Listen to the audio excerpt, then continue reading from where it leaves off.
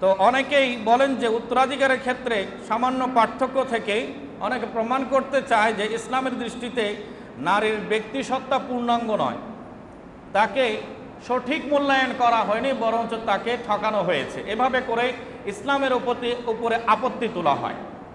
এবং পাশাপাশি অন্যান্য ধর্মের কথাও যখন চলে আসে, বলে হিন্দু ধর্মে তো নারীকে কোনো সম্পদের অংশই দেওয়া হয় না, অপরাপর ধর্মগুলোতে বিবাহ শাদীতে যতটুকু দিয়েছে ততটুকু তো শেষ, এরপরে আর তার প্রত্যেক সম্পত্তিতে কোনো অধিকার সাব্যস্ত করে না।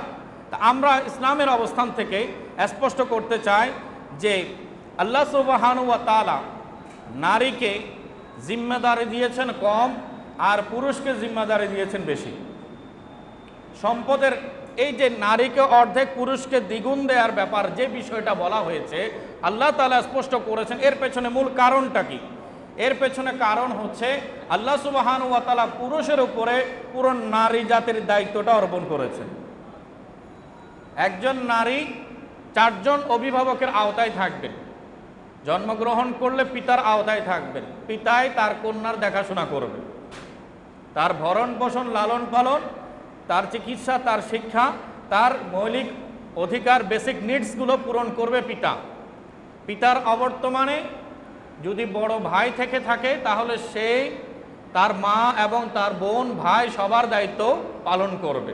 তাহলে পিতার অবর্তমানে বড় ভাইয়ের আওতাধীন মেয়ে। এরপরে তাকে যখন শাদী দেওয়া হবে তখন স্বামীর উপরে দায়িত্ব তার স্ত্রীর ভরণ পোষণ মেনটেন করা, তার স্ত্রীর যাবতীয় বিষয়গুলো দেখাশোনা করার দায়িত্ব স্বামীর উপরে ন্যস্ত করে ইসলামী শরিয়া। স্বামীর ইন্তেকাল করলে তাদের ওরসজাত সন্তানদের মধ্যে পুত্র সন্তানের উপরে দায়িত্ব হয় তার মায়ের দেখাশোনা করা।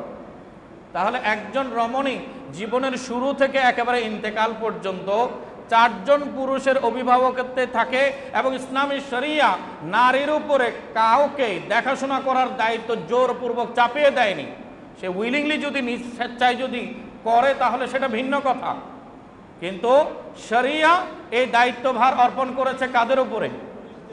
একটু কথা বলি না, পুরুষদের উপরে।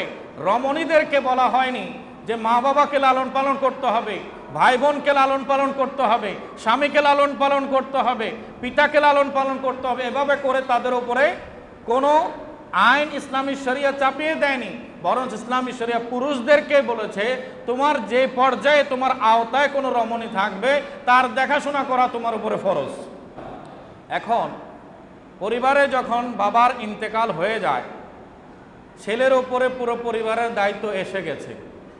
তার খরচপাতি কম হবে নাকি বেশি হবে? বেশি হবে। আর রমণীর উপরে যেহেতু দায়িত্ব নেই, তাকেও সম্পদ থেকে বঞ্চিত করা হয়নি, তাকে অর্ধেক দেওয়া হয়েছে।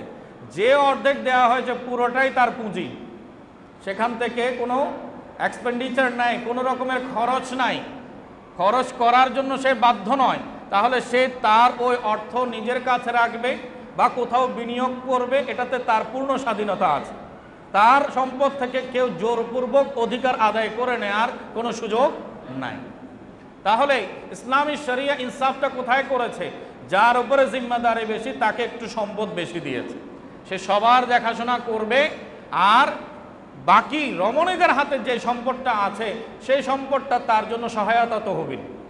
সে স্বামীর ঘরে যখন যাবে ইসলামী শরিয়া তার জন্য পূর্ব থেকেই দেনমোহরের ব্যবস্থা করেছে। তার একটা দেনমোহর বিবাহের মধ্যে উল্লেখ করতে হয় কি না? এটা কি একটা রমণী যেন সহায়তা তহবিল পায়, তার স্বামীর অবর্তমানে ওই আগদের ওই বিবাহের একটা সম্মাননা যেন তাকে দেয়া হয়, সেজন্য তার মোহরানাটা ফিক্সড করে দেওয়া হয়, নির্দিষ্ট করে দেওয়া, এবং সেটা পুরো হাজরানি মজলিসের সামনে বড় আওয়াজে প্রচার করা হয়, লিখিতভাবে সেটার ডকুমেন্ট করা হয়।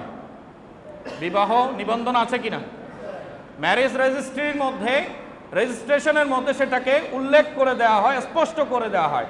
বরকেও জানানো হয়, মেয়েকে কনেকেও জানানো হয়, এবং তাদের আত্মীয় স্বজনকেও জানানো হয়, প্রশাসনকেও, স্থানীয় সরকারকেও জানিয়ে দেওয়া হয়।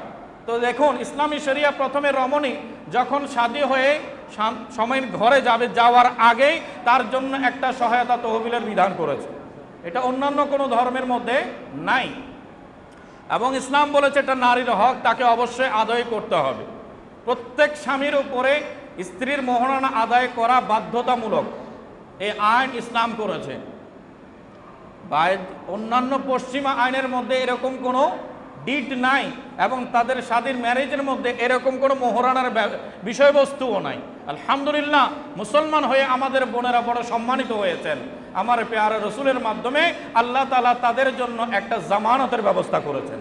এরপরে স্বামীর ইন্তেকালের পরে স্বামীর সম্পদের মধ্যে মায়ের অধিকার, ওই স্ত্রীর অধিকার আছে কিনা? অবশ্যই আছে। তাকে তার মোহরানা আলাদা দিতে হবে, আবার স্বামীর সম্পদে তার অধিকার, তার অংশটা আলাদাভাবে দিতে হবে। তাহলে তার সম্পদ কি কমলো নাকি বাড়লো? কথা বলেন, কমলো নাকি বাড়লো? সে এদিকে মোহরানাও পাচ্ছে, আবার এদিকে সম্পদের অংশও পাচ্ছে। আবার তার সন্তানেরা যদি তার আগে ইন্তেকাল করে, তার ছেলে পুত্র বা কন্যা যদি ইন্তেকাল করে, ওই ছেলের সম্পদে মেয়ের সম্পদের মধ্যে মায়ের হক আছে কিনা? মায়ের অধিকার আছে। দেখুন, পার্সন একজন, রমণী হচ্ছেন একজন, কিন্তু তার সম্পদ আসার সূত্র যত নিসবত, যত সম্পর্ক বাড়ে, তত সম্পর্কে তিনি তত বেশি সম্পদের মালিকানা অধিকার করছেন, হাসিল করছেন। তো ইসলাম কখনো নারীকে বেইনসাফ করেনি, নারীর প্রতি কখনো অন্যায় করেনি। কিন্তু আজকে আমরা চর্চা না থাকার কারণে এরা তো বড় সুন্দর করে বলে, এতবারে মুখরোচক কথাগুলো বলে আপনার মাথা ঘুরিয়ে দেবে। বলে আল্লাহর সৃষ্টি নারী পুরুষ দুজনেই একই মা বাবার সন্তান, একটা ছেলে 2 টাকা পেলে আর মেয়েটা কি দোষ করেছে সেটা 1 টাকা পাবে কেন?